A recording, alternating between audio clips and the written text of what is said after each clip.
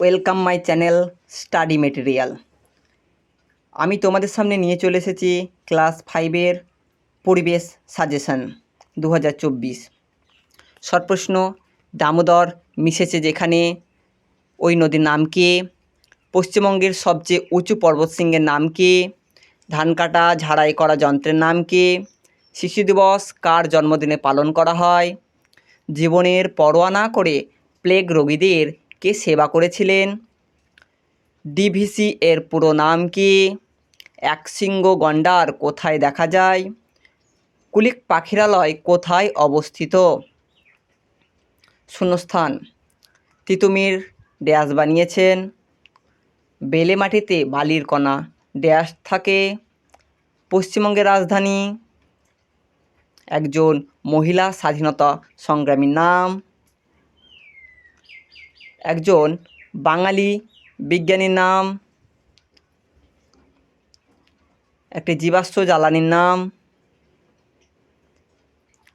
3 প্রশ্ন, সঠিক উত্তর বেছে নিয়ে লিখো।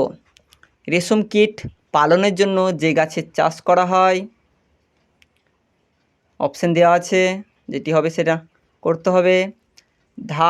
মাছ ধরার যে উপায়টিতে বঁড়শি লাগে তা হলো কি?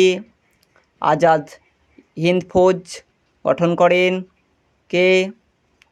গান্ধীবুড়ি কাকে বলা হয়? আর বড় প্রশ্ন, যে কোনো 3টি লিখতে হবে। এখানে হচ্ছে তিতুমির সম্পর্কে টিকা, ভারতের সবুজ বিপ্লব কি, বন থেকে আমরা কি পাই, পাওয়ার টিলার কি, ম্যানগ্রেভ অরণ্য কি? টিকা এটা।